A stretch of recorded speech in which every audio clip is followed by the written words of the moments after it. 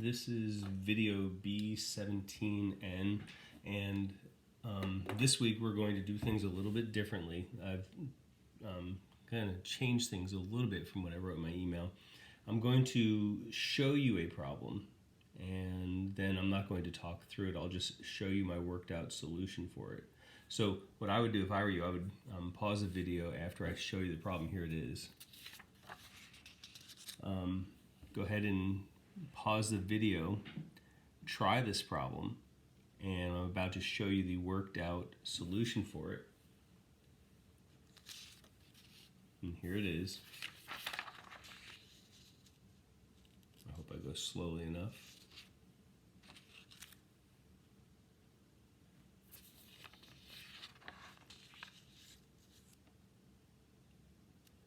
Okay, and now I'll work through a problem like we have here. This is what we're going to do all week. I'll show you one problem and then we'll do one problem.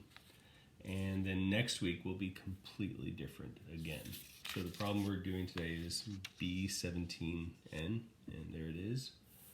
And so what we're given is a differential equation, and dy dx, and we're told y is f of x, and so dy dx would be f prime of x. And we're given an initial value, an initial condition, when x is 0, y is -1. Okay, the first thing, I'm glad we have this to look at because I want to change one thing I've been showing you all year. Okay, we're looking for the limit as x goes to 0 of this fraction.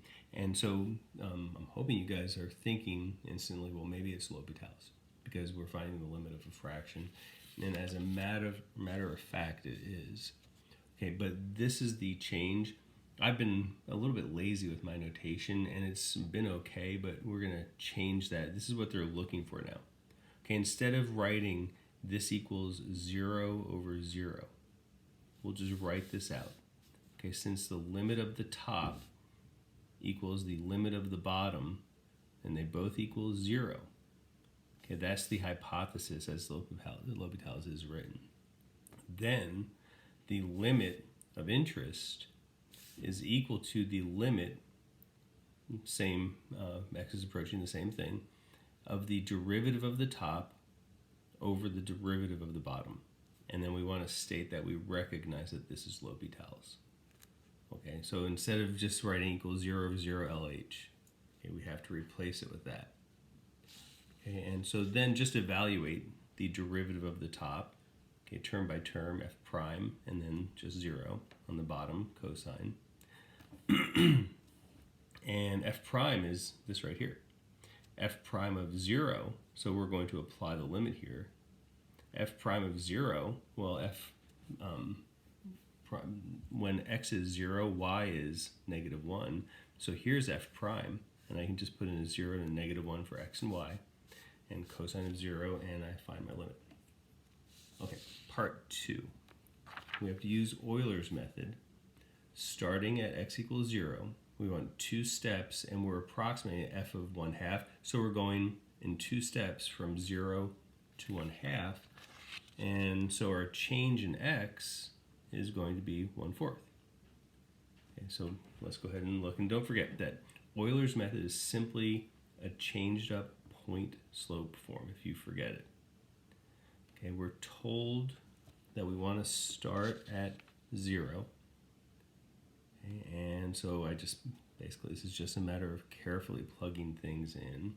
So my first approximation for x equals 1/4, okay, y sub 0 when x is 0, remember in the beginning we're told when x is 0, y is -1, so I plug in the -1 for any y. I would plug in a 0 for x if I had to, and I do because I have to find the slope dy dx when x is 0, y is -1.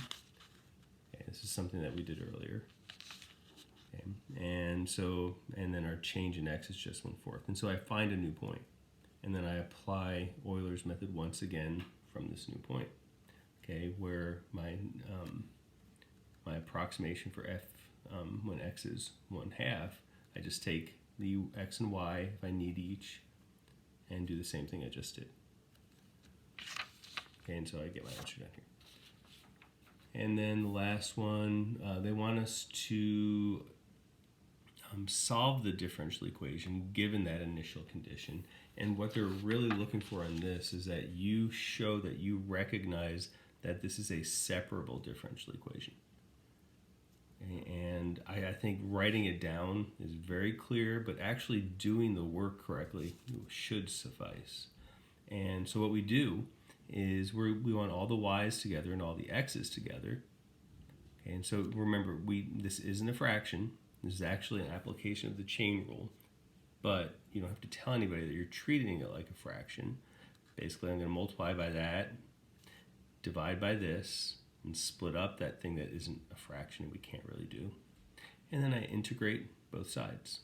Okay, this is y to the negative second, so I added 1 divided by the new. This was a very simple antiderivative. And I just need plus big C on one side. Okay, and then I have to use the initial value that they gave us, and this should say negative 1. F of 0 is negative 1. I wonder if I did that incorrectly. So if f of 0, when x is 0, y is negative 1. Okay, let's see if I have to change this. So this would be 1 over here. That's 0, so C is 1. And I'm always making mistakes with negatives. Okay, and so then I go ahead and write it and put big C here. And they typically will want you to, and I have to change that to plus 1. They typically would want you to solve this for y. So I just multiplied by the negative 1 and just flipped it all over. And I think that is correct now. So next time, here, you know what, I'll give you both problems that we'll be working on next time so that you can try them. The one that we'll be doing together is 19C. And the one that I'll just show you the work for is 20N. Good luck.